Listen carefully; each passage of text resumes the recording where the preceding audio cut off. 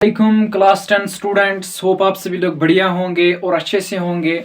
जी अल्हम्दुलिल्लाह मैं भी बढ़िया हूँ और अच्छे से हूँ।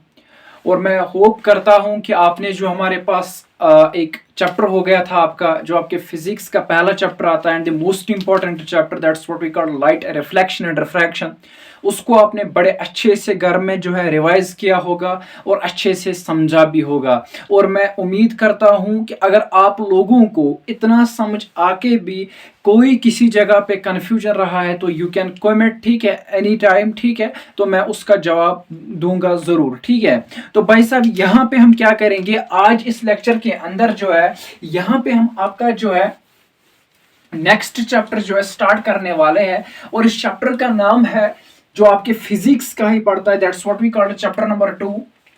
चैप्टर नंबर 2 चैप्टर नंबर 2 जो आपके फिजिक्स के अंदर पढ़ता है, फिजिक्स के अंदर पढ़ता है। और इस चैप्टर का नाम है भाई साहब human I, human I and colour and the colourful world, colourful world. ये इस चैप्टर का भाई साहब नाम पड़ता है, human I and colourful world. अगर मैं बात करूं भाई साहब यहाँ पे जेकेबोस की, तो जेकेबोस के अंदर भाई साहब आपका जो है ये 5 मार्क्स का चैप्टर है, यानी कि 5 मार्क्स से कैरी करता है आपके जेकेबोस एग्जाम के अंदर, ठीक है। तो भाई साहब यहाँ पे जो है सबसे पहले आप लोगों को पता ही है, यहाँ पे मेरा होता है टॉपिक ओवरव्यू, या जिसको आप कहते हो चैप्टर ओवरव्यू, ठीक है। वो मेरा यहाँ पे हर एक चैप्टर के अंदर होता है, यानी कि हम इस चैप्टर के अंदर कौन से टॉपिक्स कवर करेंगे। तो ब्यूटीफुली यहाँ पे भी आपको मैं बताता चलूं कि हम कौन से टॉपिक्स इस चैप्टर के अंदर जो है कवर करने वाले हैं। तो सबसे पहले आप हेडिंग ही यहाँ पे देख लीजिए चैप्टर की, ठीक है, that's what we call human eye. तो यहाँ पे इस चैप्टर को मैंने 2 पार्ट्स के अंदर डिवाइड किया है, पार्ट नंबर 1। और इस पार्ट नंबर 1 के अंदर जो नंबर 1 क्वेश्चन हमारे पास रहेगा वो रहेगा ह्यूमन आई, ह्यूमन आई, ह्यूमन आई क्या होता है, ठीक है। ये हमारे पास सबसे पहला क्वेश्चन रहेगा। नंबर बी क्वेश्चन जो हमारे पास यहां पे रहेगा वो रहेगा defects of vision, defects of vision, vision के डिफेक्ट्स, ठीक है। ये हमारे पास दूसरा क्वेश्चन यहां पे रहेगा। और नंबर सेकंड जो पार्ट इस चैप्टर का मैंने यहां पे रखा है, उस पार्ट के अंदर जो हम ब्यूटीफुली सबसे पहला क्वेश्चन यहां पे कवर करेंगे वो होगी refraction of light, refraction of light through a glass prism, prism, refraction of light हम देखेंगे यहां पे प्रिज्म के थ्रू, ठीक है। और नंबर सेकंड हम देखेंगे यहां पे डिस्पर्शन, डिस्पर्शन ऑफ लाइट,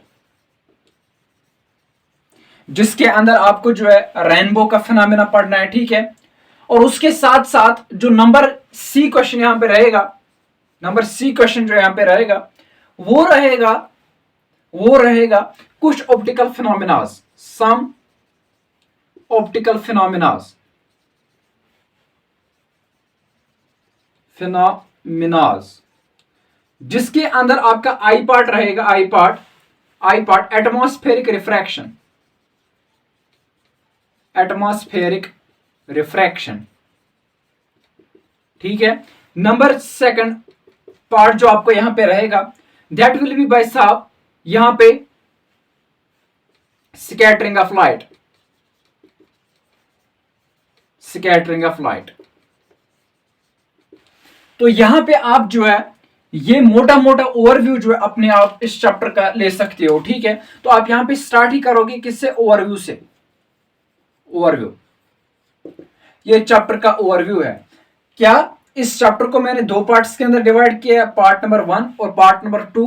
एक आता है ह्यूमन आई, जिसके अंदर मैं पार्ट नंबर 1 के अंदर डिस्कस करने वाला हूं ह्यूमन आई। दूसरा होता है डिफेक्ट्स ऑफ विजन, और दूसरे पार्ट में हम डिस्कस करेंगे refraction of light through prism, dispersion of light, some optical phenomena, जिसके अंदर एटमॉस्फेरिक रिफ्रैक्शन और स्कैटरिंग ऑफ लाइट। देखो भाई साहब अगर मैं बात करूंगा फिजिक्स के लिहाज से, फिजिक्स के लिहाज से भाई साहब हमारे पास यहां पे जो है, यहां पे जो है मोस्ट इंपॉर्टेंट टॉपिक ये है। और यहाँ पे अगर पार्ट नंबर 1 के अंदर ह्यूमन आई देखा जाएगा, इसको भाई साहब अब बायोलॉजी में बड़े डिटेल में पढ़ते हो, लेकिन अब यहाँ पे हम इसको क्यों पढ़ते हैं, क्योंकि यहाँ पे हमारे पास कुछ ऑप्टिकल फिनोमेनाज जुड़े हैं इस ह्यूमन आई के साथ, जिसकी वजह से हमने इसको डिस्कस करना होता है, ठीक है। और number second thing, defects of vision, जो कि एसोसिएट होते हैं power, focal length of lens वगैरह के साथ, यानी कि इनका कोई ना कोई ताल्लुक यहाँ पे लाइट के चैप्टर के साथ है, जिसकी वजह से हमने यहाँ पे इनको पढ़ना है, ठीक है। और उसके बाद यहाँ पे आपको पता है रिफ्रैक्शन ऑफ लाइट, ये तो optical we can say that phenomena ही है, ठीक है। तो भाई साहब यहाँ पे जो है इनको हमने पढ़ना है। तो इट मीन्स दैट कि जो हमारे पास पहला चैप्टर है लाइट डिफ्रैक्शन एंड रिफ्रैक्शन, ये इसका तालमेल उस चैप्टर के साथ बड़ा अच्छा जुड़ता है, यानी कि इसका संबंध उस चैप्टर के साथ बहुत अच्छा खासा है। तो अगर मैं खास तौर पर अगर आप यहाँ पे देखोगे इन टॉपिक्स की ओर, ये जो टॉपिक्स यहाँ पे हमारे पास है, ये वाले टॉपिक्स, ठीक है, इनका तो डायरेक्टली कांटेक्ट उसी के साथ है, ठीक है। जैसे कि आप देख सकते हो कि भाई साहब जो मैंने लास्ट वाला जो टॉपिक पढ़ा था लाइट रिफ्लेक्शन एंड रिफ्रैक्शन का, that's what we call refraction of light, वो यहाँ पे भी हमने पढ़ना है, लेकिन थ्रू ग्लास प्रिज्म। वहां पे हमने पढ़ा था भाई साहब, वहां पे कहां पे, थ्रू अ ग्लास स्लैब, वहां पे हमने पढ़ा था एट स्फेरिकल सरफेसेस, ठीक है। तो यहाँ पे हमने पढ़ना है थ्रू प्रिज्म, ठीक है। तो भाई साहब यहाँ पे मेरे सीक्वेंस थोड़ी बहुत उल्टी रहेगी यहाँ पे, ठीक है, उल्टा सीक्वेंस में यहाँ पे मैं चलूंगा, और इस उल्टे सीक्वेंस में यहाँ पे यानी कि रिवर्स सीक्वेंस में यहाँ पे मैं क्या करूंगा, सबसे पहले जो है मैं इस सेकंड वाले पार्ट को यहाँ पे कवर करूंगा, ठीक है, जिसके अंदर refraction of light, dispersion of light, some optical phenomena, atmospheric refraction, scattering of light वगैरह हम पढ़ेंगे। और उसके बाद हम लास्ट में जो है यहाँ पे पार्ट 1 जो है वी कैन से दैट यहाँ पे हम स्टडी करेंगे। इट मीन्स दैट कि यहाँ पे भाई साहब हमारे लिए जो है तो असल में चैप्टर की सीक्वेंस ये, लेकिन मेरी सीक्वेंस रहेगी पढ़ाने की, यहाँ पे मैं पढ़ाऊंगा पहले पार्ट नंबर 1 जो कि 2 है, वही मैं पहले पढ़ाऊंगा, और उसके बाद मैं यहाँ पे पढ़ाऊंगा दिस वन, ठीक है, यानी कि ह्यूमन आई और रिफ्रैक्शन ऑफ विजन। तो आप भाई साहब जल्दी जल्दी जो है स्क्रीनशॉट यहाँ पे उठा सकते हो, ठीक है, जो आपके पास यहाँ पे मैंने लिखा ये जो चैप्टर ओवरव्यू है, ठीक है, इसका ब्यूटीफुली भाई साहब ये हो गया हमारे पास यहाँ पे चैप्टर का ओवरव्यू, ठीक है। तो इस चैप्टर के ओवरव्यू के साथ जो हमारे पास आज का लेक्चर है, आज के लेक्चर के अंदर हम ब्यूटीफुली जो है कवर करेंगे सबसे पहला topic refraction of light through prism, ठीक।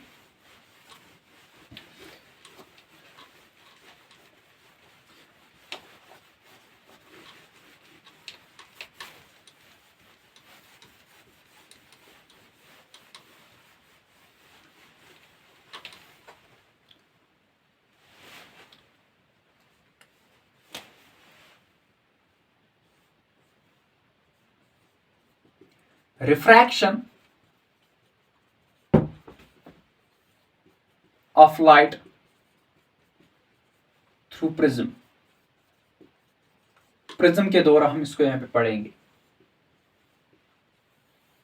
देखो भाई साहब, अगर हम इस चैप्टर की ओर जाएंगे, अगर हम इस टॉपिक की ओर यहां पे जाएंगे, तो इस टॉपिक के अंदर आप देख सकते हो कि अगर आप हेडिंग की ओर जाओगे, ठीक है, हेडिंग में हमने ये वाला हिस्सा कवर किया है रिफ्रैक्शन ऑफ लाइट, लेकिन यहां पे बचता है ये वाला यानी कि प्रिज्म।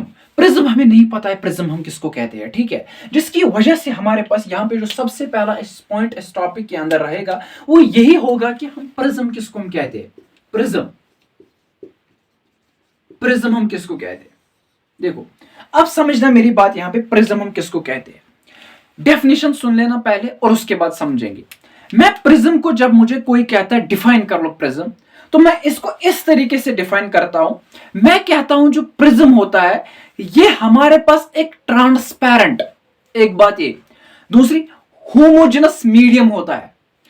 प्रिज्म जो है ये हमारे पास एक ट्रांसपेरेंट होमोजेनस मीडियम होता है जो बाउंड होगा एटलीस्ट 2 प्लेन सरफेस से, जो बाउंड होगा एटलीस्ट 2 प्लेन सरफेस से with refracting angle between them, और उसके साथ साथ उनके दरमियान होता है रिफ्रैक्टिंग एंगल। यानी कि भाई साहब अगर आपको सबसे पहले कोई कहेगा प्रिज्म को डिफाइन कैसे आप करते हो, तो आप इस तरीके से बोलो प्रिज्म को हम डिफाइन करते हैं, ये एक ट्रांसपेरेंट होमोजेनस मीडियम होता है जो बाउंड होते हैं 2 सरफेसेस पे, ठीक है, जो इनक्लाइन होते हैं या जिनके दरमियान एक कुछ एंगल होता है, और ये जो एंगल इस प्रिज्म के दरमियान होता है, इन 2 प्लेन सरफेसेस के दरमियान होता है, इसको हम नाम देते हैं एंगल ऑफ प्रिज्म, ठीक है, या इसको हम नाम देते हैं भाई साहब क्या, रिफ्रैक्टिंग एंगल। तो आप प्रिज्म को यहां पे डिफाइन करो। तो सबसे पहला पॉइंट, ये हमारे पास it is a transparent homogeneous medium. ये हमारे पास एक ट्रांसपेरेंट होमोजेनस मीडियम होता है, transparent homogeneous medium bounded by at least two plane refracting surfaces जो कि incline होते हैं, which are inclined at some angle, जो incline होते हैं किसी एंगल पे। यानी कि मेरे कहने का गर्ज ये है, जो प्रिज्म होता है, सबसे पहली बात यह है ट्रांसपेरेंट, यानी कि ये लाइट को पास करता है अपने थ्रू, ठीक है, अपने आप में ये लाइट को पास करता है। नंबर सेकंड, होमोजेनस में आपको यहां पे समझाऊंगा। एक होता है होमोजेनस, दूसरा होता है हेटेरोजेनस। होमो का मतलब होता है सेम और हेटेरो का मतलब होता है डिफरेंट, यानी कि ये वो मीडियम होता है जिसका रिफ्रैक्टिव इंडेक्स सेम हो। होमोजेनस का मतलब यहां पे यही होता है, यानी कि ये वो मीडियम है जिसका रिफ्रैक्टिव इंडेक्स सेम है। एग्जांपल, जो गिलास है, अगर मैं आपको कहूंगा गिलास का रिफ्रैक्टिव इंडेक्स, वाटर गिलास है आपके पास एक गिलास है, ठीक है, वो है वाटर विद इन अ गिलास, ठीक है, वो आपके पास एक गिलास में है, और आपसे मैं कहूंगा कि इस गिलास का रिफ्रैक्टिव इंडेक्स क्या है। आप बोलोगे सर जो इसका रिफ्रैक्टिव इंडेक्स ऊपर है वही इसका रिफ्रैक्टिव इंडेक्स नीचे भी है, वही इसका रिफ्रैक्टिव इंडेक्स साइड्स में है, ठीक है, यानी कि गिलास का रिफ्रैक्टिव इंडेक्स सेम है, तो हम ये कहेंगे कि ये होमोजेनस मीडियम है। ना कि ये है कि गिलास के ऊपर वाले साइड से रिफ्रैक्टिव इंडेक्स एक है और दूसरे वाले साइड से दूसरा है, ठीक है, तो that's what we called heterogeneous medium, ठीक है। होमोजेनस का मतलब क्या होता है, जिसका रिफ्रैक्टिव इंडेक्स सेम हो, ठीक है। तो यहां पे हम बोलते हैं प्रिज्म ये एक ट्रांसपेरेंट होमोजेनस मीडियम होता है जो बाउंड होगा एटलीस्ट दो प्लेन रिफ्रैक्टिंग सरफेस होती है, यानी कि 2 भी हो सकती है, 3 भी हो सकती है, 4 भी हो सकती है, 5 भी हो सकती है, 6 भी हो सकती है, लेकिन कम से कम 2 प्लेन रिफ्रैक्टिंग सरफेस होनी चाहिए। रिफ्रैक्टिंग सरफेस का मतलब वो सरफेस है जो रिफ्रैक्ट करेंगे लाइट को जब वो उसके ऊपर पड़ेगी, ठीक है, जो कि इनक्लाइन होते हैं एट सम एंगल, यानी कि इन दो सरफेसेस के दरमियान कोई ना कोई एंगल होता है, ठीक है, इनके दरमियान कोई ना कोई एंगल होता है, मान लीजिए एंगल ए, ठीक है। अच्छा, नंबर सेकंड पॉइंट आप यहां पे लिखोगे, the angle between the two refracting surfaces of a prism is known as angle of prism. इसको हम नाम देते हैं एंगल ऑफ प्रिज्म, या इसी को मैं नाम देता हूं भाई साहब रिफ्रैक्टिंग एंगल। रिफ्रैक्टिंग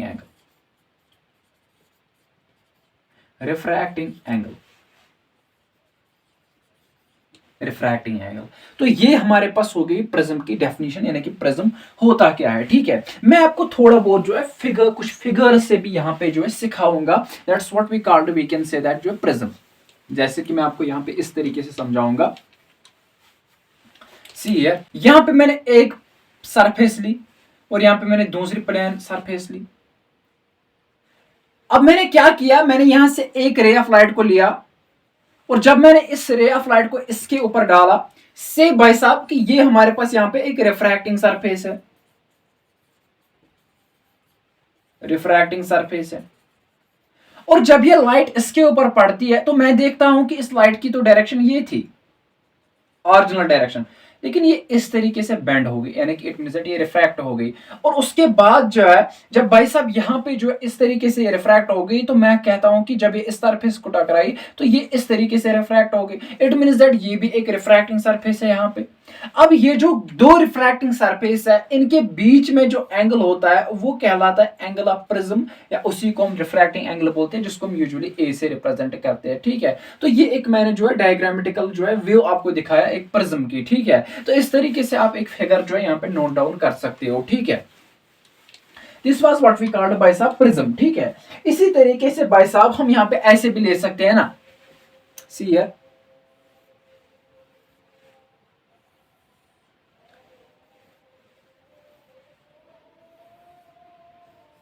ऐसे,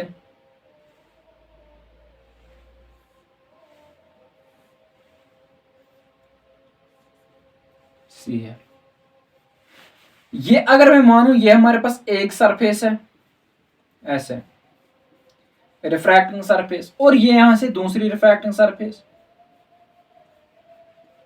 ठीक है। एक रे ऑफ लाइट जो है वो ऐसे पड़ गई, एक रे ऑफ लाइट जो है भाई साहब वो ऐसे आ गई यहां से, और मैं देखता हूं कि उसकी बेंडिंग ऐसे हो जाती है और यहां से ऐसे हो जाती है, ठीक है। तो फिर जो भाई साहब यहां पे इन दो सरफेसेस के दरमियान एंगल होगा वो कहलाएगा एंगल ऑफ प्रिज्म, वो कहलाएगा एंगल ऑफ प्रिज्म। तो इस तरीके से भी आप यहां पे जो है इस फिगर को समझ सकते हो, एक प्रिज्म को समझ सकते हो, ठीक है। ये था भाई साहब प्रिज्म। देखो, as far as your syllabus is concerned we have to deal with refraction of light through a triangular prism. हमने यहां पे पढ़ना है रिफ्रैक्शन ऑफ लाइट को, ठीक है, थ्रू ए ट्रायंगुलर प्रिज्म। अब हम पढ़ेंगे यहां पे जो है किसका, इसी के अंदर हम पढ़ेंगे next point, refraction of light, refraction of light through a triangular prism, through a triangular prism. यहां पे एक ट्रायंगुलर प्रिज्म हम लेंगे जो मैंने अभी लिया था, ठीक है, थ्रू अ ट्रायंगुलर प्रिज्म। और उसके बाद भाई साहब यहां पे हम पढ़ेंगे किसको, रिफ्रैक्शन ऑफ लाइट को। See here. तो ये सब मेंशन करने के बाद यहां पे आप मेरे साथ जो ऐसे एक ब्यूटीफुल डायग्राम बनाओगे, ब्यूटीफुल डायग्राम बनाओगे। इधर देखो भाई साहब, यहां पे मैं क्या करूं, यहां पे मैं एक जो है ट्रायंगुलर प्रिज्म बनाऊं, ऐसे ऐसे ऐसे मैंने ब्यूटीफुली एक ट्रायंगुलर प्रिज्म बनाया, ठीक से। ये ट्रायंगुलर प्रिज्म जो मैंने लिया, इसका रिफ्रैक्टिव इंडेक्स भाई साहब हमारे पास है म्यू, म्यू इसका रिफ्रैक्टिव इंडेक्स है। और यहां पे जो एंगल है दो रिफ्रैक्टिंग सरफेस के दरमियान वो ए है, ठीक। अब मैंने क्या किया भाई साहब, ये भी एक रिफ्रैक्टिंग सरफेस है और ये भी एक रिफ्रैक्टिंग सरफेस है और ये भी एक रिफ्रैक्टिंग सरफेस है, क्योंकि ट्रायंगुलर प्रिज्म है, ठीक, बाउंडेड बाय एटलीस्ट 2 सरफेस, लेकिन यहां पे 3 है। अब यहां पे भाई साहब मैंने क्या किया, मैंने एक रे ऑफ लाइट को ऐसे लिया, ठीक, ऐसे से ये जो हमारे पास रे ऑफ लाइट है, से जो हमारे पास ये रे ऑफ लाइट है, इस ट्रायंगुलर प्रिज्म का मैं नाम रखूंगा पी क्यू आर, ठीक। और ये जो हमारे पास रे है ये हमारे पास कहलाती है इंसिडेंट रे। कहने की कोई बात नहीं है क्योंकि आपको ऑलरेडी पता ये इंसिडेंट रे। अब अगर आप देखोगे भाई साहब, ये जो हमारे पास रे ऑफ लाइट है इसकी जो हमारे पास ऑरिजिनल डायरेक्शन है वो ये है, इस रे ऑफ लाइट की जो ऑरिजिनल डायरेक्शन है वो ये है। और जब ये इस रिफ्रैक्टिंग सरफेस पे प्रिज्म पे पड़ती है तो भाई साहब मैं यहां पे देखता हूं कि ये जो हमारे पास रे ऑफ लाइट है ये यहां पे ब्यूटीफुली जो है इस तरीके से रिफ्रैक्ट करती है, यानी कि इस तरीके से बेंड हो जाती है, इस तरीके से बेंड हो जाती है। तो सबसे पहले यहां पे रिफ्रैक्शन हो गया, यानी कि इस सरफेस पी के हो गया।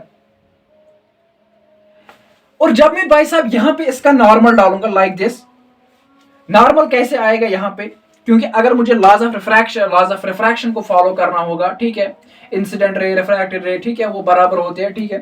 तो यहां पे हमारे पास नॉर्मल कैसे आएगी, नॉर्मल ब्यूटीफुली आपको पता है नॉर्मल यहां पे ऐसे पड़ेगी, ये आएगी नॉर्मल। तो ये जो यहां पे एंगल कहलाएगा ना, फिर इसको हम नाम देंगे आई। सर वाई आई, क्योंकि हमारे पास ये कहलाता है फिर क्या, एंगल ऑफ इंसिडेंस, यानी कि आई, ठीक, ये मैंने इसका नाम दिया। अच्छा, फिर मुझे बोलो ये एंगल क्या होगा यहां पे, that will be angle R, ठीक, ये होगा यहां पे हमारे पास angle R, that's what we called angle of refraction. अच्छा, अब अगर मुझसे कहा जाएगा भाई साहब थोड़ी नॉर्मल में यहां पे ऐसे बनाऊंगा ताकि एंगल छोटा बन जाए,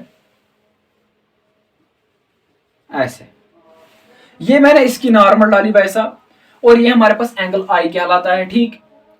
अब दूसरी नॉर्मल मैंने भाई साहब यहां पे डाली ऐसे, इसका नाम रखिए एन और इसका नाम रखिए एन डैश, ये मैंने दूसरी नॉर्मल डाली,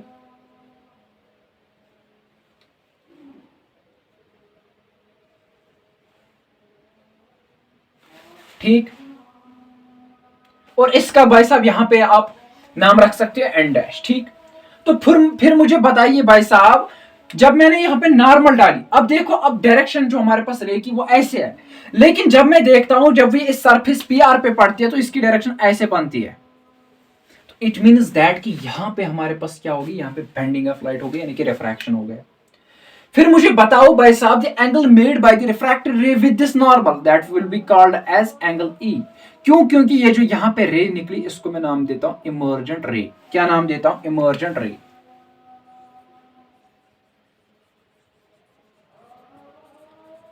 The angle made by the emergent ray with the normal is known as angle of emergence। तो E कहलाएगा यहाँ पे angle of emergence। ठीक,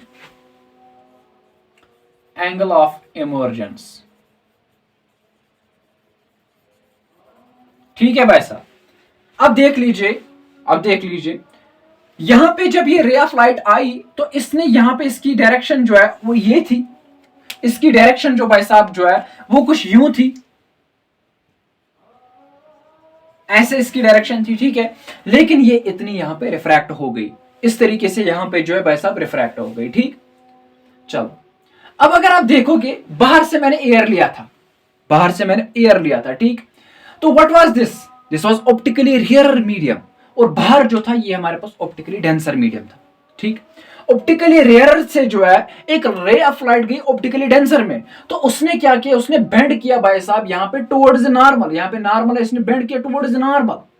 यहाँ पे हमारे पास नॉर्मल ऐसी थी, लेकिन इसने बेंड किया away from normal. It means that कि भाई साहब यहाँ पे ऑप्टिकली डेंसर से जब ऑप्टिकली रेयर में गई तो इसने बेंड किया अवे फ्रॉम नॉर्मल। ठीक है, तो ये हमने देख लिया यहाँ पे रिफ्रैक्शन ऑफ लाइट कैसे होती है थ्रू अ ट्रायंगुलर प्रिज्म। ठीक, तो ये हमारे पास एंगल ऑफ प्रिज्म, ये हमारे पास है क्या, दैट्स व्हाट वी कॉल्ड इसका रिफ्रैक्टिव इंडेक्स। अगर मैं भाई साहब यहाँ पे इसका नाम रखूं एस, इसका नाम रखूंगा एस, यहाँ पे इसको एस एस यहाँ पे बोलूंगा, तो फिर ये जो एंगल बनेगा से ये हमारे पास एंगल एस है, ये एंगल एस है। ठीक, अब आप देख सकते हो यहाँ पे आर्गुलर डायरेक्शन जो हमारे पास यहाँ पे थी इंसिडेंट रे की वो ये थी, वो ये थी, और इसकी जो फाइनल डायरेक्शन है वो ये है, इसकी जो फाइनल डायरेक्शन है वो ये है। तो भाई साहब यहां पे अगर आप देखोगे यहां पे हमारे पास जो है, यहां पे भाई साहब जो है इस रे ऑफ लाइट ने दिखाई है डीविएशन, और इस डीविएशन को मैं रिप्रेजेंट करता हूं ऐसे डेल्टा से, ऐसे डेल्टा। ठीक, इसको मैं बोलता हूं डेल्टा। तो दैट्स व्हाट वी कॉल्ड यहां पे डीविएशन, यानी कि यहां पे जो है एक लाइट रे ने जो है डीविएशन दिखाई। जब हमारे पास एक्चुअल पाथ से जो है एक रे ऑफ लाइट, चाहे वो रिफ्रैक्टेड हो या रिफ्लेक्टेड हो, वो अवे हो जाएगी, वो अवे हो जाएगी। ठीक है, उसको हम नाम देते हैं, ये होती है डीविएशन। क्या होता है? डीविएशन। तो इट मीन्स दैट कि यहां पे हमें प्रिज्म से जो है डीविएशन भी देखने को मिला। That's what we called refraction of light through a triangular prism. यही आपको पढ़ना होता है। ठीक है, सिंपली हमने यहाँ पे एक प्रिज्म लिया जिसका रिफ्रैक्टिव इंडेक्स म्यू है और एंगल ऑफ प्रिज्म जो है वो ए है। ठीक है, फिर हमने रिफ्रैक्शन ऑफ लाइट जो है थ्रू अ ट्रायंगुलर प्रिज्म वो हमने यहाँ पे जो है शो कर लिया। ठीक है, जहां पे आपको जो है सिंपली जो है ये इंसिडेंट रे है, ये नॉर्मल है। ठीक है, ये एंगल ऑफ इमर्जेंस है, इमर्जेंट रे है, ये हमारे पास डेल्टा जो है वो डीविएशन है। ठीक है, तो बस ये चीजें आपको यहाँ पे जो है प्रिज्म के थ्रू पढ़ने होते हैं। चलो मैं आपको लिखाऊंगा, आप लिख लीजिए, consider a triangular prism PQR of refractive index mu, and angle of prism A, and angle of prism A, and angle of prism A, full stop. The refraction of light, through this triangular prism is shown in the diagram above। वो दिखाई गई है above। अगर आपने diagram ऊपर बनाई है तो फिर above लिखना, अगर नीचे बनाओगे लिखने के बाद फिर लिखना below। ठीक है, तो वो आपको खुद तक है। ठीक है, आप कैसे उसको लिखोगे। ये हो गई हमारे पास refraction of light through a triangular prism. तो this was the first topic जो हमने यहां पे पढ़ना था आपके इस सिलेबस के अंदर, that was refraction of light through a prism. तो सबसे पहले हमने जाना प्रिज्म क्या होता है, एंगल ऑफ प्रिज्म क्या होता है, रिफ्रैक्टिंग एंगल किसको हम बोलते हैं। ठीक है, और उसके बाद हमारे पास यहाँ पे आता है that's what we called refraction of light through triangular prism, जो हमने देख लिया। ठीक, देखो कुछ टर्म्स हमारे पास यहाँ पे जो है इस प्रिज्म के रिलेटेड है। ठीक है, जो आपको मैं बताना चाहता हूँ। ठीक है, देखो जब आप इंशाल्लाह क्लास 12th के अंदर पहुंच जाओगे, ठीक है, वहां पे जब आप ऑप्टिक्स पढ़ोगे, ठीक है, और फिर पढ़ोगे आप refraction of light through prism. ठीक है, प्रिज्म के थ्रू आप रिफ्रैक्शन ऑफ लाइट पढ़ोगे, तो याद रखना भाई साहब वहां पे हम जो है आसपास से जो है 100 क्वेश्चंस जो है हम इस प्रिज्म के ऊपर करते हैं। यहाँ पे बहुत सारी कंडीशंस बनती है प्रिज्म के लिए, ठीक है। अब खैर छोड़ो, वहां हमें जाने की जरूरत नहीं है। कहने का गर्ज ये था कि अगर आपको थोड़ा बहुत आज जो है मतलब कुछ बेसिक इंफॉर्मेशन पता होगी इस प्रिज्म वगैरह के बारे में, कल जाके आपको कोई परेशानी नहीं हो जाएगी। तो भाई साहब अब ब्यूटीफुली यहाँ पे जो है, ये आपके लिए सफिशिएंट था। आप यहाँ पे जो है डायग्राम बनाइए ब्यूटीफुली, आप स्क्रीनशॉट भी उठा सकते हो, ठीक। आपका जो है दूसरा टॉपिक लेंगे, that's what we call dispersion of light. Dispersion of light, dispersion of light सीखेंगे। डिस्पर्शन ऑफ लाइट हम किसको कहते हैं? Dispersion of light,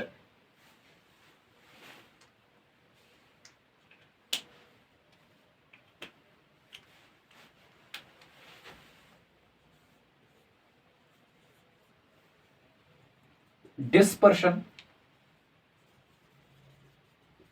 of light.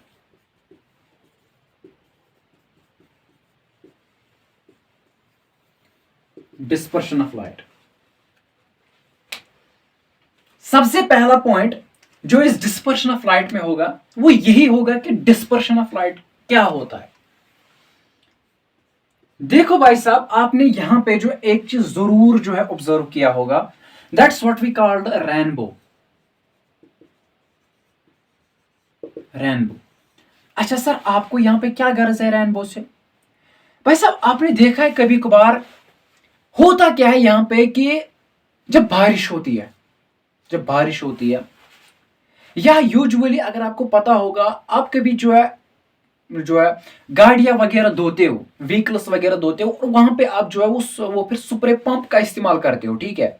वो पंप आप इस्तेमाल करते हो, स्प्रेयर जिसको आप कहते हो, ठीक है, वो आप वहां पे इस्तेमाल करते हो। पंप, वाटर पंप आप इस्तेमाल करते हो।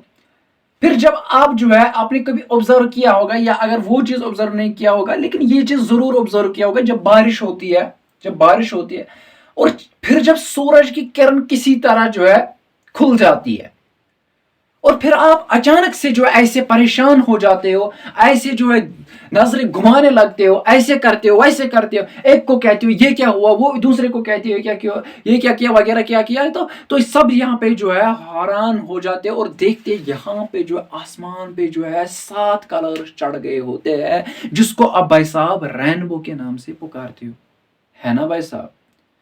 आप जो है बड़े क्यूरियस होते हो, व्हाट इज दिस रेनबो। फिर आप सोचने लगते हो, किसी जो है कोई अपनी जो है थीसिस देता है, कोई अपनी मिथ कहता है, ये उसकी उसकी जो अगर मैं कश्मीरी की बात करूँ, कश्मीरी में बोलते हैं राम राम इन बून क्या था वगैरह, ठीक है। तो यानी कि फिर आप दूसरे जो है वो वगैरह वो थीसिस अपने जो है देने शुरू करते हैं, ये क्या है वो क्या है। लेकिन मैं आपको यहाँ पे आज बताना चाहता हूँ भाई साहब, ये जो रेनबो है ना, ये डिस्पर्शन ऑफ लाइट की वजह से है। होए होए क्या बात है, ये जो रेनबो है ये डिस्पर्शन ऑफ लाइट की वजह से है। यानी कि जो आप आसमान में ऐसे एक कलर देखते हो, दूसरा कलर देखते हो, तीसरा कलर देखते हो, ऐसे ऐसे आप 7 कलर देखते हो, ठीक है। ये जो भाई साहब हमारे पास यहाँ पे कलर्स होते हैं, ये जो रेनबो होती है ना, ये because of this dispersion of light होता है। सर ये कैसे होता है because of dispersion of light? मैं आपको समझाऊंगा ना भाई साहब। तो सबसे पहले हम लिखेंगे यहाँ पे जो है, यूजुअली आपको कहा जाता है डिस्पर्शन ऑफ लाइट, लेकिन खासतौर पर व्हाइट लाइट आप लिख सकते हो यहाँ पे, डिस्पर्शन ऑफ व्हाइट लाइट, या आप डिस्पर्शन ऑफ लाइट भी लिख सकते हो। देखो डिस्पर्शन ऑफ लाइट ही कोई बड़ी बात नहीं है, ठीक है, डिस्पर्शन ऑफ लाइट। तो सबसे पहले हम समझेंगे ये डिस्पर्शन ऑफ लाइट क्या होता है। देखो मैं आपको यहाँ पे कुछ टर्म पहले समझाऊंगा। एक होता है हमारे पास पॉलीक्रोमेटिक लाइट, पॉलीक्रोमेटिक, और दूसरा होता है हमारे पास मोनोक्रोमेटिक। ये दो टर्म्स होते हैं, पॉलीक्रोमेटिक और दूसरा होता है मोनोक्रोमेटिक। देखो अगर मैं बात करूंगा यहाँ पे पॉली की, पॉली का मतलब होता है मल्टीपल यानी कि मैनी, और मोनो का मतलब होता है सिंगल।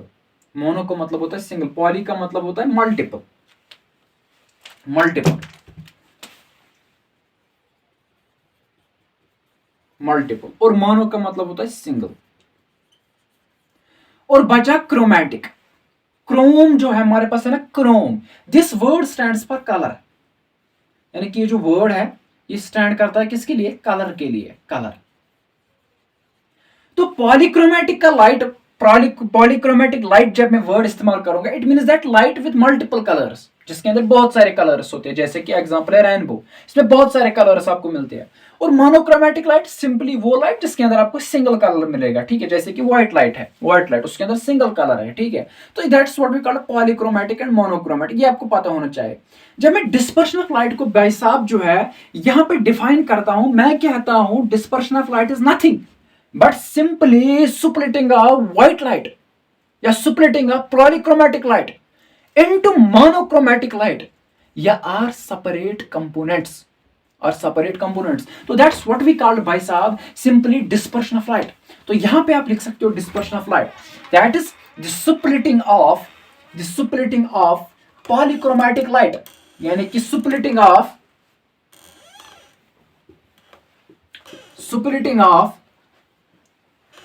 polychromatic लाइट किसके अंदर, इनटू मोनोक्रोमेटिक लाइट।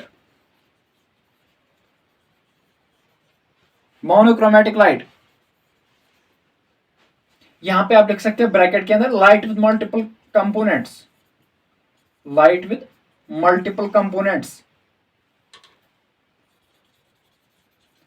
कंपोनेंट्स, ठीक है। तो यहां पे आप लिख सकते हो लाइट विद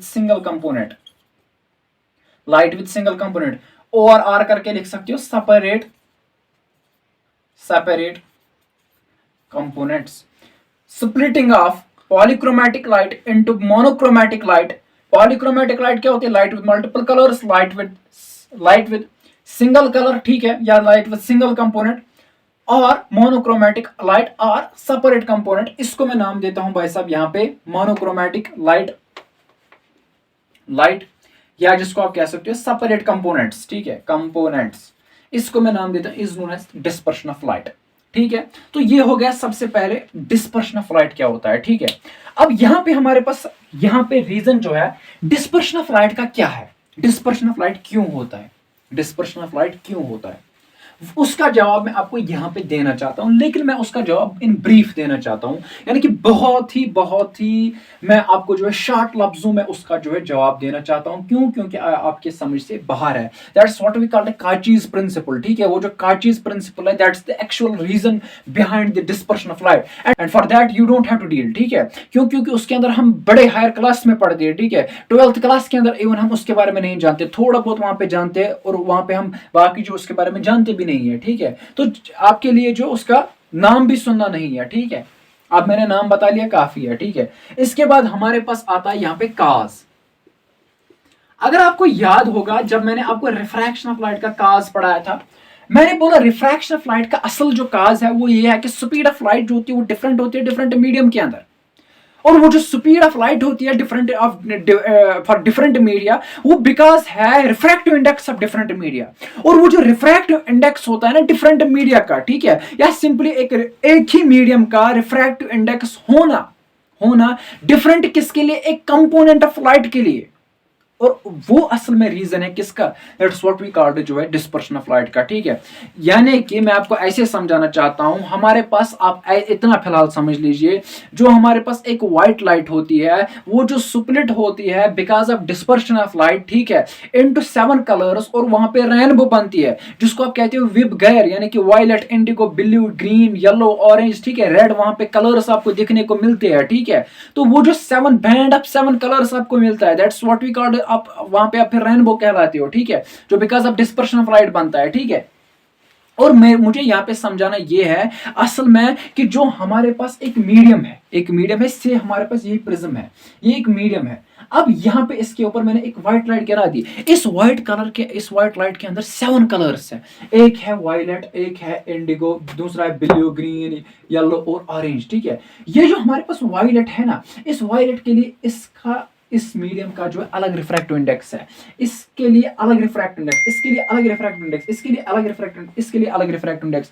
जब रिफ्रैक्टिव इंडेक्स डिफरेंट होता है डिफरेंट मीडिया के लिए, उसकी वजह से भाई साहब यहां पे जो हमारे पास वेवलेंथ जो होती है ना, एज पर कॉचीज प्रिंसिपल, ठीक है, वो हमारे पास डिफरेंट होती है इन डिफरेंट कंपोनेंट्स के लिए। यानी कि जिसकी वजह से आप कहते हो यहां पे हमारे पास क्या होता है, जो हमारे पास सिंपली वेवलेंथ ऑफ रेड जो होती है वो हमारे पास जो है भाई साहब ग्रेटर होती है किससे, वेवलेंथ ऑफ वायलेट से, ठीक है। यानी कि इस तरीके से सीक्वेंस यहाँ पे चलती है, ठीक है, ऐसे ऐसे, ठीक है।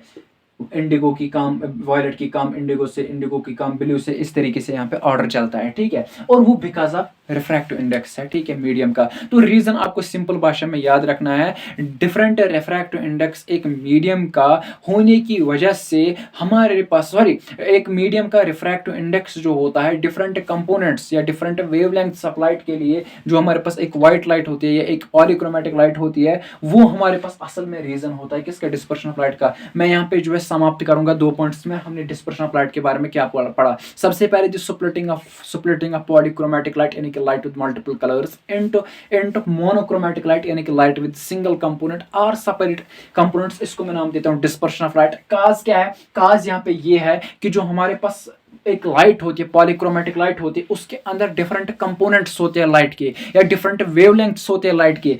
उन डिफरेंट वेवलेंथ्स के लिए जो हमारे पास रिफ्रैक्टिव इंडेक्स होता है मीडियम का, वो जो है डिफरेंट होता है।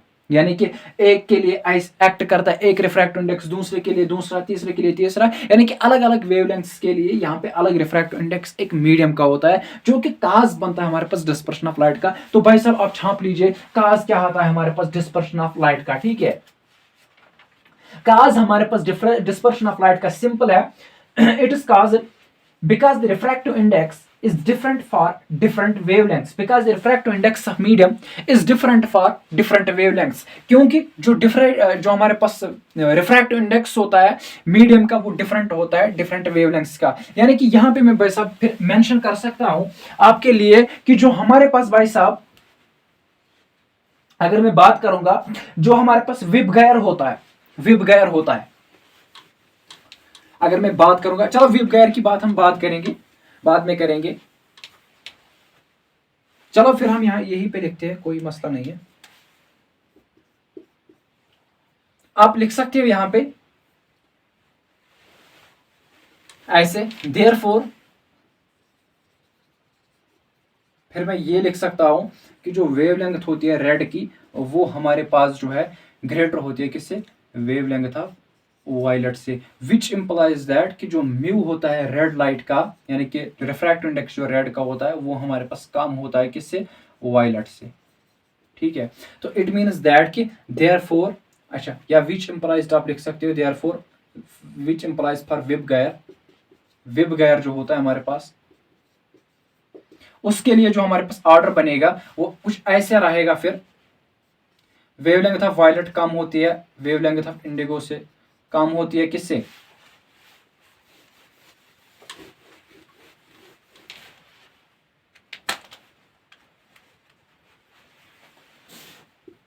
फॉर विबगैर,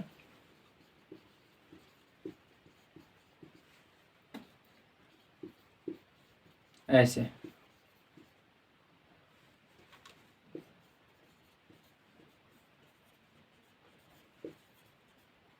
अबे यार,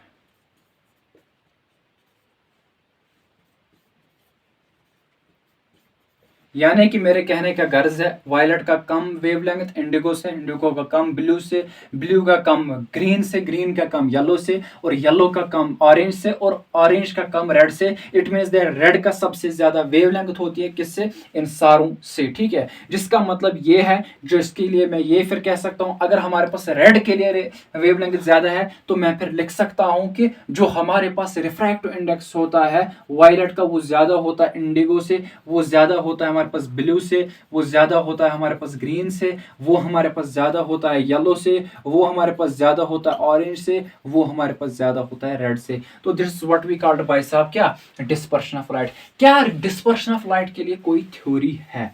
मैं आपको बताऊंगा। थ्योरी वोरी कुछ नहीं है, बल्कि एक्सप्लेनेशन है आइजैक न्यूटन की, जिसका आपने नाम सुना होगा। लेकिन यहाँ पे हम फिलहाल के लिए हेडिंग चेंज करेंगे।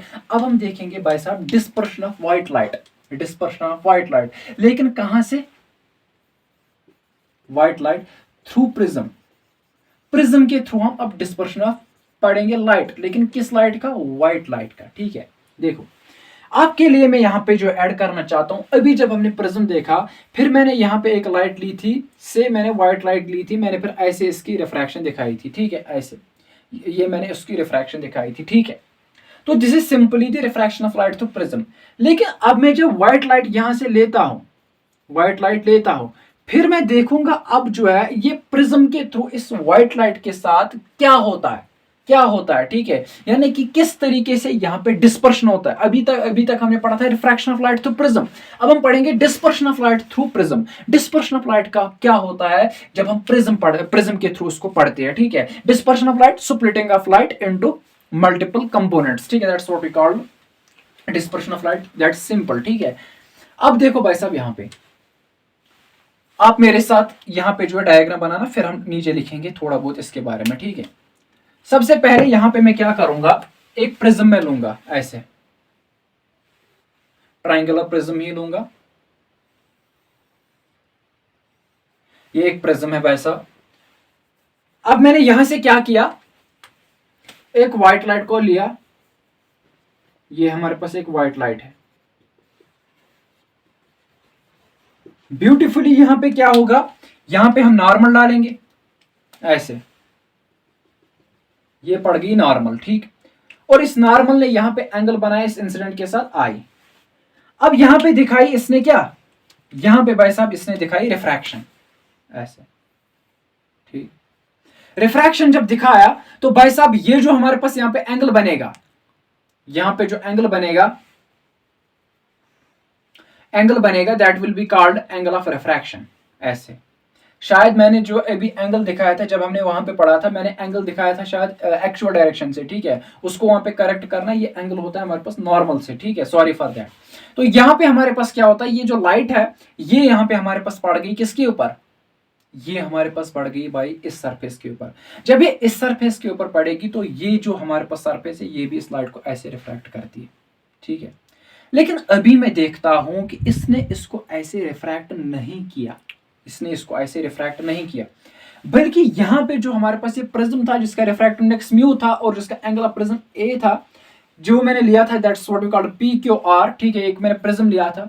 इसने अब इस लाइट को जो है भाई साहब इस तरीके से जो है, इस तरीके से इसको जो है रिफ्रैक्ट किया। सबसे पहले ऐसे एक कंपोनेंट इसने दिया, ऐसे एक कंपोनेंट, उसके बाद ऐसे दूसरा कंपोनेंट, इसके बाद ऐसे,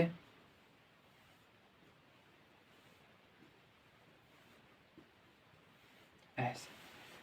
यहां पे भाई साहब इसने दिए कितने कंपोनेंट्स, 1 2 3 4 5 6 7 कंपोनेंट्स भाई साहब इस लाइट ने यहां पे दिए, ऐसे। इस लाइट ने यहां पे जो है 7 कंपोनेंट्स दिए। तो इट मीन्स दैट यहां से मैंने सिंगल लाइट ली थी ऐसे, यहां पे मैंने सिंगल लाइट ली थी ऐसे। लेकिन जब मैं देखता हूं भाई साहब, जब उसकी रिफ्रैक्शन थ्रू प्रिज्म हो गई तो वो ब्रेक हो गई कितने कंपोनेंट्स में, 7 कंपोनेंट्स में। और उन 7 कंपोनेंट्स को जो फोटोग्राफिक प्लेट पे जो है ऑब्टेन किया तो वो कलर्स थे VIBGYOR, that's what he called VIBGYOR. It means that जब मैंने एक व्हाइट लाइट को एक प्रिज्म के थ्रू पास किया तो भाई साहब यहाँ पे हुआ क्या कि इस प्रिज्म ने इसको रिफ्रैक्ट किया, लेकिन इसने इसको सुप्लेट किया साथ में यहाँ पे जो है 7 कलर्स में। इट मीन्स दैट कि भाई साहब यहाँ पे डिस्पर्शन ऑफ लाइट हो गया। ये इसकी नॉर्मल पड़ती है, ठीक है, इसकी नॉर्मल मान लीजिए एन डैश है, ठीक है, और ये हमारे पास आपको मिलेगा एंगल। तो यहाँ पे अगर आप देखोगे कि यहाँ पे सबसे डिविएशन किस में मिली है, वायलेट में, और सबसे कम डिविएशन किस में मिली है, यहाँ पे रेड में, ठीक है, डिविएशन रेड में, ठीक है, ये और ये वायलेट में। और ये आप डेल्टा डिविएशन होती है तो रेड में डिविएशन कितनी, इतनी, और यहाँ पे हमारे पास डिविएशन आ गई किसमें, वायलेट में, इतनी। तो मुझे आप बताइए यहाँ पे रेड के अंदर जो है डिविएशन कम, लेकिन वायलेट के अंदर डिविएशन ज्यादा, ठीक है, वहां भी हमें देख जाने की जरूरत नहीं है। तो लेकिन यहाँ पे भाई साहब इतना हमने यहाँ पे पढ़ना था। ऑब्जर्व मैंने क्या किया, जब मैंने एक व्हाइट लाइट को पास किया थ्रू ए प्रिज्म तो मैंने देखा कि प्रिज्म ने जो है उसको रिफ्रैक्शन के साथ साथ डिस्पर्स भी किया। कितने कंपोनेंट्स में, 7 कंपोनेंट्स में उसने उसको डिस्पर्स किया, ठीक है, इसका नाम यहाँ पे एस रखना, ठीक है, डिस्पर्स किया। तो this was what we called dispersion of white light through prism. यानी कि मैंने क्या देखा, एक व्हाइट लाइट जो है वो अपने 7 कंपोनेंट्स में जो है डिस्टिंग्विश हो गई। देखो भाई साहब, सबसे पहले जो हमारे पास, आप इसको स्क्रीनशॉट लेना, ठीक है, फिर मैं उसके बाद आपको लिखाऊंगा। जिसकी मैंने अभी बात की थी दैट वाज आइजैक न्यूटन। सबसे पहले भाई साहब इस फिनोमेना को, that is dispersion of white light through prism, देखने के लिए जो है देखा था इसको जो है किसने, आइजैक न्यूटन ने।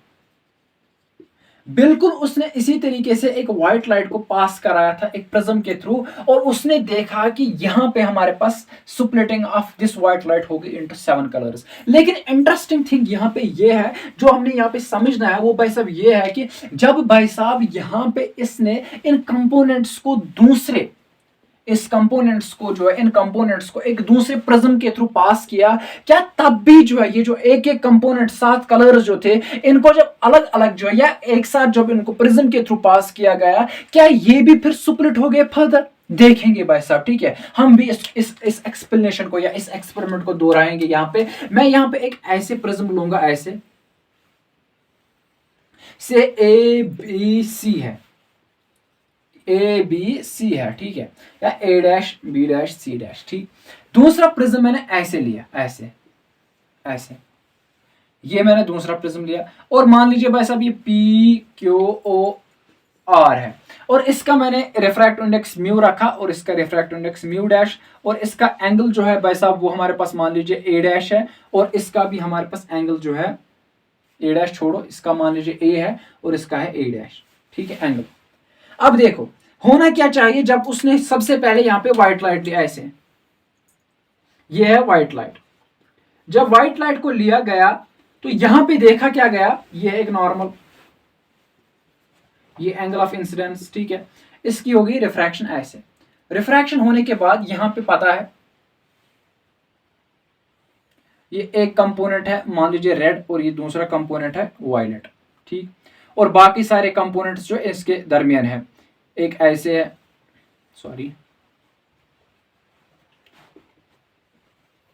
मान लीजिए ये हमारे पास एक कंपोनेंट है, ये वायलेट इंडिगो,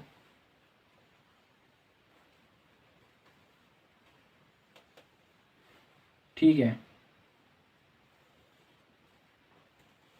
ऐसे, ये हमारे पास 7 कंपोनेंट्स हैं, 7 कंपोनेंट्स, ठीक।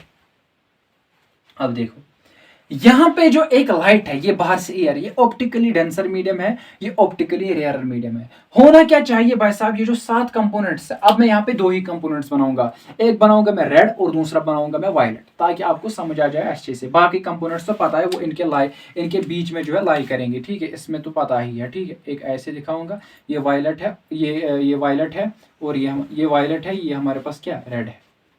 अब देखो यहां पे जो है जब मैं इसकी नॉर्मल डालूंगा, इसकी नॉर्मल, ये तो बेंड करेगा टुवर्ड्स नॉर्मल ऐसे, और ये भी बेंड करेगा टुवर्ड्स नॉर्मल, और मैं देखता हूं भाई साहब ये यहाँ पे मीट हो जाएंगे। अब जब मैं देखता हूं भाई साहब, जब यहां से जो है रिफ्रैक्शन हो गई तो ये ऐसे निकले, यानी कि यहाँ पे कोई डिस्पर्शन नहीं हो गया इन 2 कंपोनेंट्स के अंदर, ठीक है। तो यानी कि ऑब्जर्व ये किया गया, यहाँ से जो है फिर से एक जो है व्हाइट लाइट मिल गई, जिसका पता ये चला, जिस एक्सपेरिमेंट से ये पता चला कि जो हमारे पास यहाँ पे जो है क्या, यहाँ पे एक व्हाइट लाइट जो है वो 7 कंपोनेंट से बनी है, और उससे ज्यादा कंपोनेंट से नहीं बनी है, ठीक है। तो ये एक्सपेरिमेंट जो है वो एक्सप्लेनेशन देता है, यानी कि कंक्लूजन ये है, ठीक है, इसका। तो आप जो है यहाँ पे कितने पॉइंट्स लिखोगे, सबसे पहले वो डायग्राम बना के उसके बाद उसके नीचे पॉइंट आप लिखोगे, ठीक है, जो मैं पॉइंट लिखाऊंगा, और उसके बाद ये डायग्राम बनाओगे, फिर आप जो है पॉइंट्स लिखोगे। तो सबसे पहले dispersion of white light through prism, तो पहला पॉइंट लिखोगे जो मैं बताऊंगा, ठीक है, डायग्राम बनाने के बाद,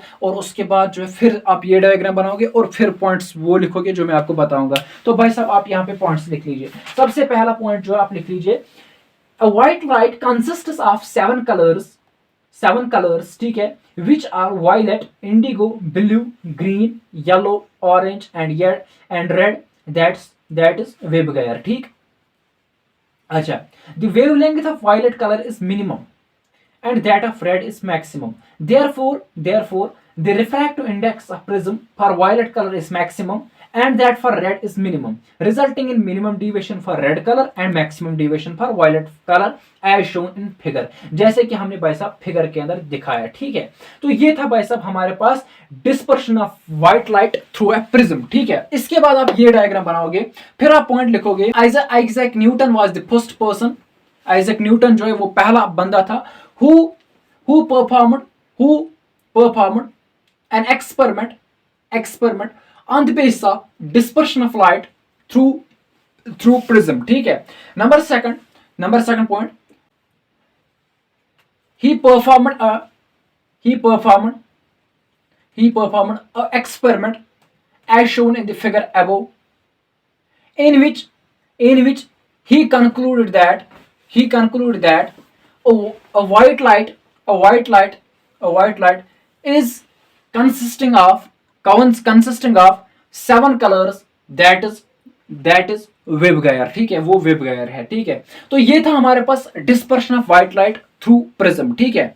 तो इस तरीके से भाई साहब जो हमारे पास पार्ट 2 है आपके इस चैप्टर का, that's what we call refraction of light through prism, वो हमने कर लिया। और दूसरा जो पार्ट है that's dispersion of light through prism, वो भी हमने कर लिया। अब इसी के बेस पे हमारे पास एक फिनोमेनन है दैट्स व्हाट वी कॉल्ड भाई साहब रेनबो। और इस रेनबो के बारे में अब हम कल चर्चा करेंगे, और इस रेनबो के बारे में थोड़ा बहुत जो डिटेल में देखेंगे, या डिटेल में क्या देखेंगे, जितना आपके सिलेबस में होगा उतना हम यहाँ पे इसके बारे में देखेंगे, ठीक है।